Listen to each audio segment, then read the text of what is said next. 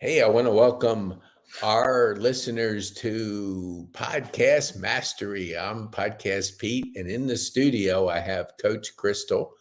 And just a few minutes away, I have Jonathan, who we met. Hey, Jonathan, at a Rotary. And he asked the best question I've heard in about 10 years. So he asked good questions. So we wanted to invite him on really to kind of dive into dive into mindset. So first, Crystal, you introduce yourself if anybody has not heard about you. And if you haven't heard about Crystal, you're going to hear about her. So go ahead, Crystal. Well, good morning. And again, Pete, thank you for having me on. My name is Crystal. People call me Coach Crystal.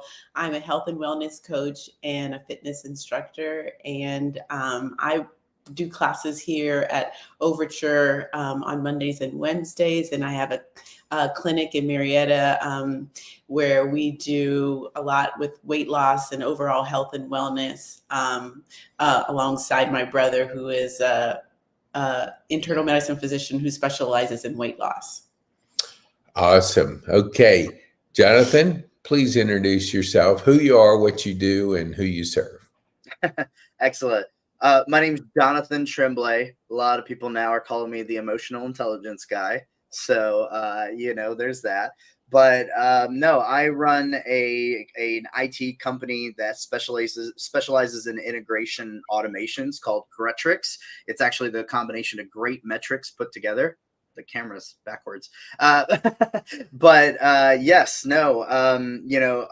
on the side, I basically work on a nonprofit that helps with homelessness awareness and homelessness coaching. But really a lot of the strategies that I apply in the nonprofit world, I apply in everything from my personal life, training my kids, training my team members at my company. I mean, realistically, so in a way, I'm kind of a mindset coach, just without the official title, right? It's one of the things that I work on with everyone that surrounds me, my friends and everybody, is trying to help people understand the mindset and the thought process behind everything that goes on. So that's awesome. I think when we did the podcast and we started hearing more of a little bit of connecting points, we started going, holy mackerel. I thought to myself, I was talking to my brother yesterday. I said, I found a brother in Atlanta. He goes, what are you talking about? So anyway, I had to explain to him. So anyway, what I want to stay on point is the mindset, because I think anything we do, we create a belief system that supports our mindset.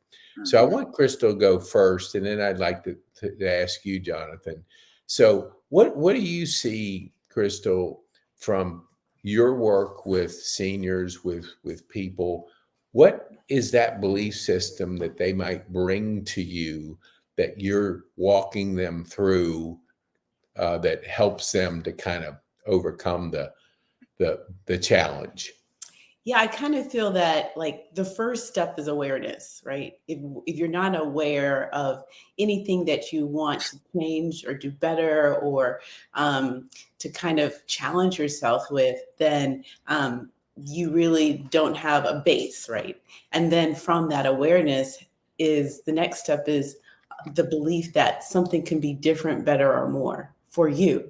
I always say that faith is believing that something can change, but hope is believing that it can change for you.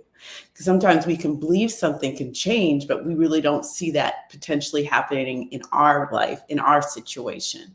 And so we have to get to that space of really visually incorporating some tools to kind of help you get to that space. And that's, as a coach, that's what we do, is to kind of help facilitate the steps to solidify the belief that you want in the area of change that you're desiring. Yeah, I love it. I love it. And I wanted to go back to what we talked about that Sunday night, Jonathan. You mentioned that we're always crushing belief systems to move forward. When you said that, it was just like, wow. Kind of explain to our viewers, what do you mean by that and that mindset part of it? Yeah, no, absolutely. I mean, to most like simply exemplify it, right? I tell people all the time, we all have the same 24 hours in the day, right? And so why is it that there are certain individuals who are homeless, and then you've got other individuals, for say, for example, Elon Musk, right, who are running tons of different companies, creating change in the world, and just doing all sorts of crazy things that most of us can't even imagine, right? And the reality is, and there's always this thought process of like, oh, well, Elon Musk is just really smart. He's like a genius, and I'm just not that smart. Well, I can tell you guys, and again, just to kind of like just quickly share a little bit about my story is, I was homeless at 18. I thought that I would never amount to anything. I thought that, I mean, I had this lifelong dream, and I was like, one day I want to make $100,000 in a job. I'm probably going to have to spend the next 30 years working towards that goal. And my 18 and 19-year-old brain that has all these limiting beliefs that have been created through my grief, through my parents, through culture, are sitting here telling me I will never amount to anything. If I can even, die making $100,000, I'm going to be a very successful person in that thought process, right? But again, right, I had someone who stepped into my life at 18 years old during my homelessness and taught me a lot of the limiting beliefs. They helped me shatter a lot of those limiting beliefs. And by the time I was 25, I was making over $120,000 a year. And, by the time I was 28, I was in VP level ranks. By the time I was 30, I was running my own business, and here I am now getting ready to turn 35, running a team of 25 people and running nonprofits. I'm currently talking to, the Cobb County school library system to be a part of, their education, mindset, homelessness, awareness programs. And I'm creating so much change. And I still have the same 24 hours as I did when I was homeless, right? It's just about the beliefs that I've had. And I can tell you guys from personal experience, there have been years where I've just been stuck on something and stuck and stuck and stuck. And I'm trying all these different things. And I'm always trying. One of the biggest things that I always thought, right? You get this like limiting belief, right? That it's like, if I work harder, then I'll achieve more. If I do more, if I just try harder, if I do what I should. The reality is none of those things have been true for me. I have sit there and tried harder and tried more things and done what I thought I should do, and nothing changed. If anything, the harder I tried, the worse that things got. And it wasn't until the limiting belief broke that then in less than a month, the solution just happens on its own. Right. And things that I've been stuck on for 2-3 years, even within my business, for example, I had a huge sales problem. I had a whole bunch of challenges around that, invested hundreds of thousands of dollars, probably 2,000 to 3,000 hours worth of time in it, could not solve it. Didn't matter what I did. A limiting belief changed, and instantly overnight sales started coming in, and all of a sudden I'm selling more deals than I've ever sold before, and then I'm scrambling to figure out how to service all those deals. But my point being, right, is again, people have unfortunately a lot of limiting beliefs around what it takes to be successful, and in my personal opinion, breaking limiting beliefs is the biggest thing, and replacing those with truthful, honest, beneficial beliefs is the key to really doing anything in life, and to having successful relationships, having successful peace and happiness in your heart, having money and the resources that you want to do the things that you want to do. It's all about breaking those limiting beliefs and replacing those with healthy, positive, fruitful beliefs. Yes. Mhm. Yeah, I mean, I just have to say ditto, because I think it everything you're saying speaks to that mindset. And I want to also now throw it to Crystal for just a second. Is I remember the day like it was yesterday. Sarita came home and said, "You got to meet Crystal." And I said, "Why?" And so she told me a story.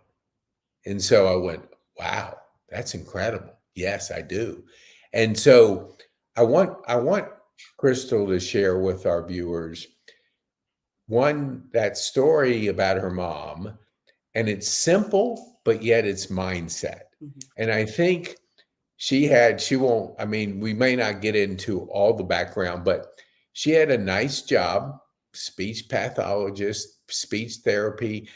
I mean, the paychecks coming in, because that's a very, it's a good career. I mean, I had my best friend at Shepherd was that, but you leave that for the unknown. Mhm.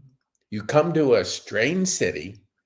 I guess your brother maybe said, "Come on, sister, come on down here. We're gonna change the world."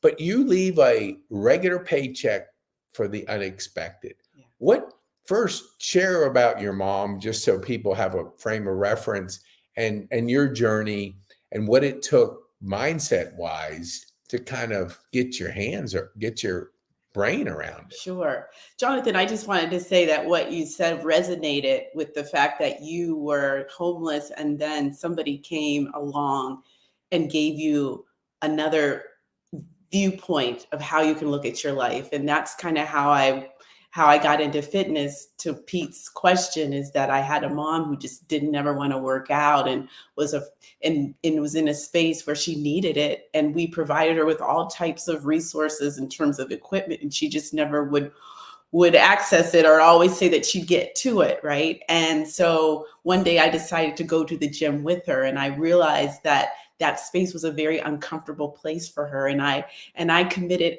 to work with her, to work alongside her, to be her little coach along the way. And through that process of showing up every day for her at the gym, she developed a sense of self-efficacy and desire to want to do something better for her health, to the point now where, she no longer needs that coaching from me. And now she passes it on to other people. It has changed the whole trajectory of her life.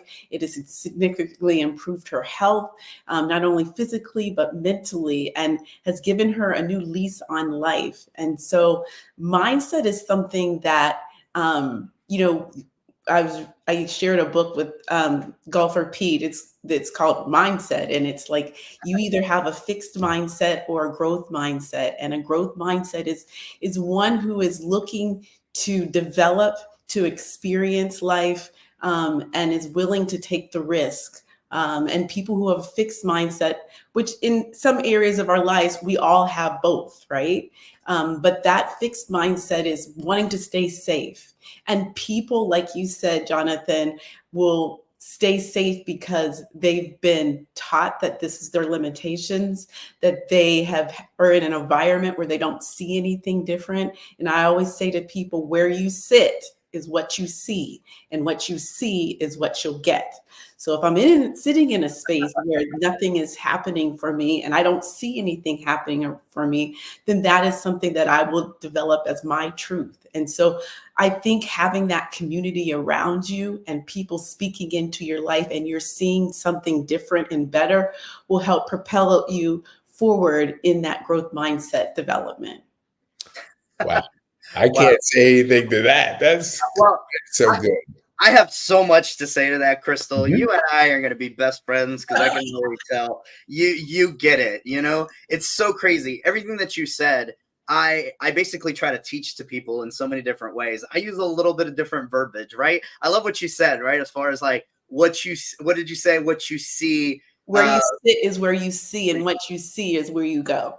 That's amazing, right? Like, so for example, right, like I was explaining to Pete, and see, okay, so just to kind of give a little bit of background to you, Crystal, and for anyone else to kind of see the difference between probably like Crystal's journey and my journey, right? I had mentioned to Pete that like one of the things that happened to me is, again, like I became suicidal at the age of 5, right? I was in such a traumatic environment with my parents. They just had no emotional intelligence training or education, came from a family full of generational curses and things of that nature. And so I was suicidal at the age of 5. And frankly, a lot of what I saw was the damage of emotions in my environment, right? Emotions were just being flung around like toxic waste everywhere, right? And in my personal, experience, I was like, man, every time emotions get involved, things go really bad really quickly, right?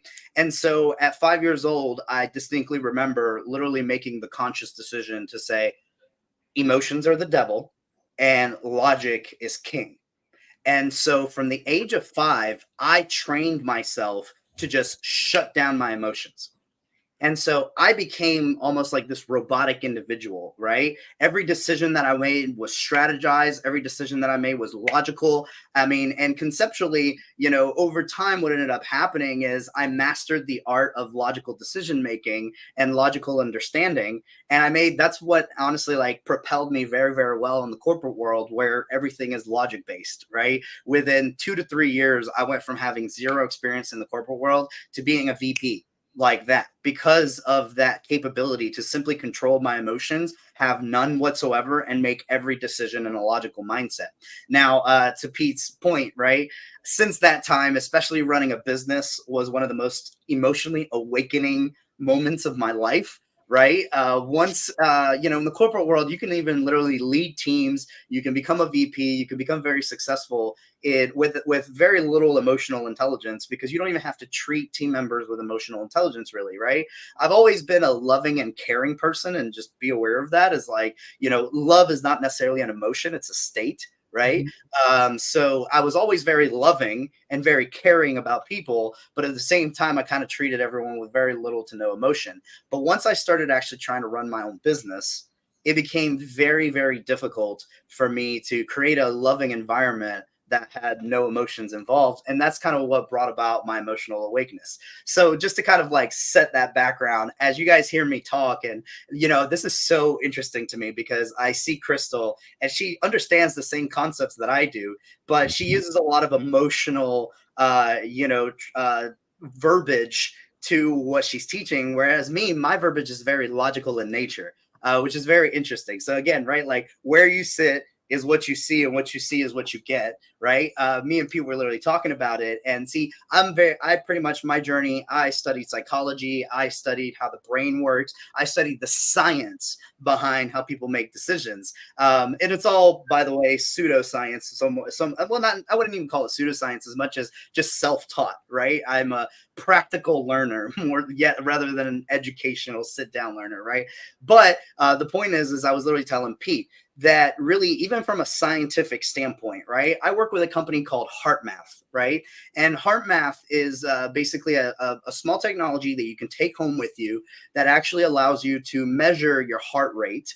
And what's interesting is it doesn't just measure heart rate, it converts your heart rate into what they call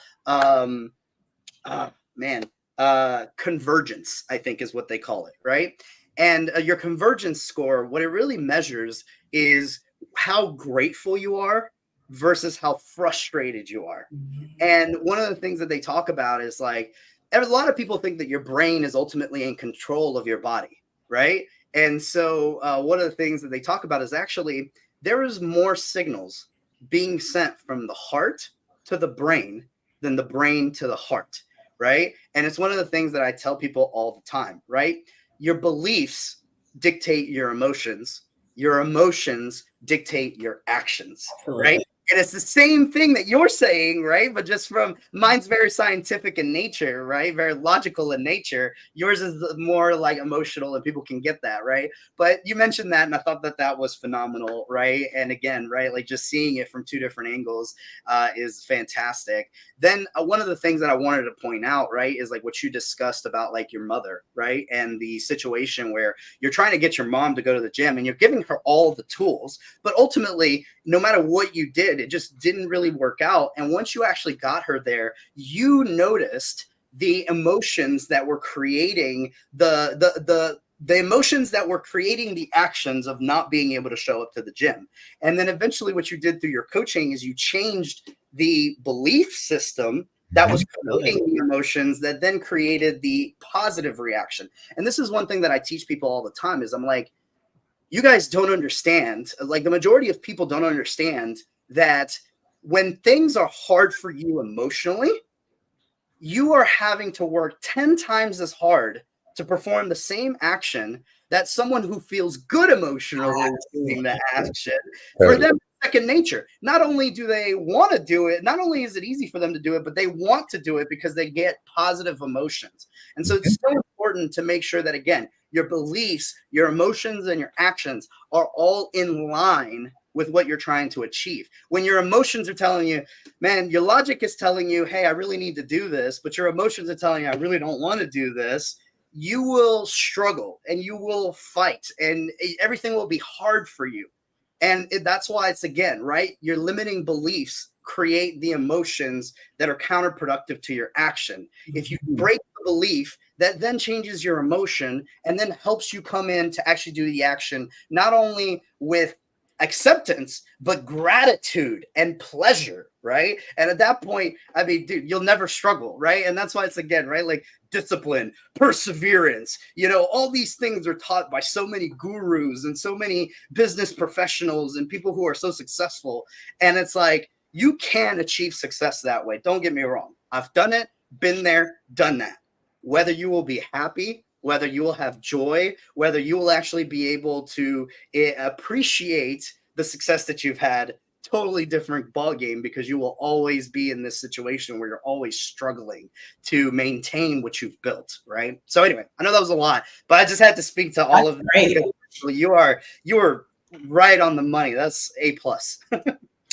And if you could watch Crystal command a room, it's amazing. It's like when you emotionally are vested in what you're doing and you're aligned with everything that you do, every word that comes out of your mouth is kind of a truth in how you're speaking. So, I mean, when Sarita came home and told me what they were experiencing at the community center, it was almost like I couldn't call her quick enough to know that she made such an impression on a person that person immediately told the story. Then when I saw it firsthand, I was going, wow, that's aligned. So I want to ask Crystal, if you could comment just what Jonthan talked about, because I know we've done a few of these podcasts and I only know a fraction of the story, but I know enough to know that mindset is absolutely crushing it.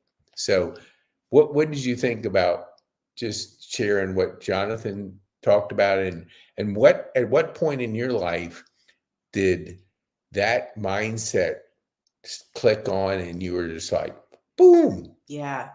Well, I have to say, like, when I was listening to Jonthan and he was just talking about, like, the needing to have that sense of like drive, like I got to do it. It's almost like I equated Jonthan when I was hearing you say that, like a hose, and it has a crunk in it. Water is still coming out, but it's the pressure that you could get if you untwist that. The flow would be so much better and stronger and consistent. And that's what I visualized in my head, because sometimes those blocks that we talk about, you still get some results. And so some people are satisfied with that. At least I'm getting some water flow. But what you were talking about is unlocking the potential. And I think that belief system that comes from being able to feel good about what you're doing and competent in what you're doing, and that takes baby steps sometimes for people, is really like such of a powerful concept to grasp.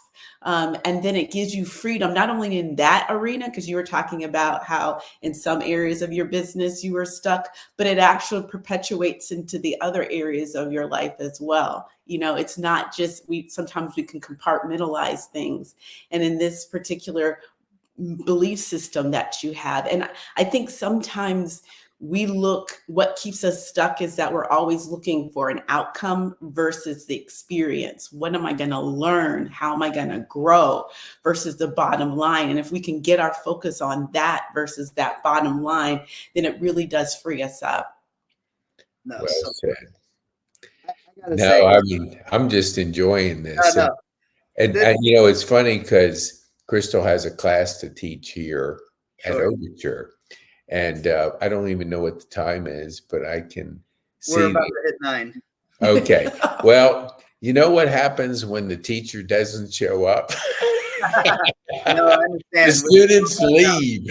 Yeah. So I don't want the ladies mad at me because I kept her over her time with not late everybody that wants to come. So if you want, we do it every 2 weeks. Crystal Yeah. comes in and she really shares the mindset, which I think is so important. If you want to come back, like we would, You I would already be know, back. Pete. Okay. You already know I'm down. I mean, this Okay. I All gotta right. say, right? And one quick thing that I just want to mention is like Pete Yeah. had mentioned earlier is like, he found a brother in me. And the reality is, I mean, I was practically breaking down crying with Pete because this is the first time I have had to, again, I come from an environment full of people who have zero emotional intelligence, who had Mm. literally so much trauma and so many limiting beliefs that I feel like an alien in the world that I'm in, right? And now finding Crystal, and I mean the imagery and the ability of Crystal to turn around and even take the logical concepts that I teach people every day and come up with such an amazing imagery as like that hose. By the way, I'm stealing that, Crystal. Just Absolutely. Yeah, Absolutely. it is a good one. the reality is Crystal, you and I and Pete, I mean, the three of us have got to get together. But yes, I would love to be here on the next podcast. And I mean, this is just amazing. I mean, this is for the first time ever in the last 2 to 3 weeks. I have met more people who understand what I had to learn the hard way, Mm. that I had to learn on my own and by myself, than ever before in my entire life, and so this is incredible. I would love to be here as many times as you'll have me, Pete, honestly. Well, I tell you what, I will take you up on it. And you said one word, many times as you have me. Okay. Many, I'm going to focus on that one word. Please, Okay. I'm curious. That's my mindset. 100%. So, because I don't think we can talk enough about the importance of the mindset. Absolutely. And so I love it that viewers get to hear different viewpoints, analogies, examples, pictures in your mind to really understand how important it is. So thank you, Jonthan, for being a guest. So nice meeting you, Jonthan. I love your passion for this. Love it. Love it. Thank you, Crystal. As a former emotional intelligence prosecutor, so often like Paul trying to now evangelize on what Absolutely. I use. Absolutely. I love it. I love it. Awesome. All right. Well, thank you guys so much. Get All to your right. class, and really appreciate being on the podcast. Thank you so much. Awesome. All right. Good day. And we'll be talking, and thanks for taking the time to share. All right. Thanks for our viewers too.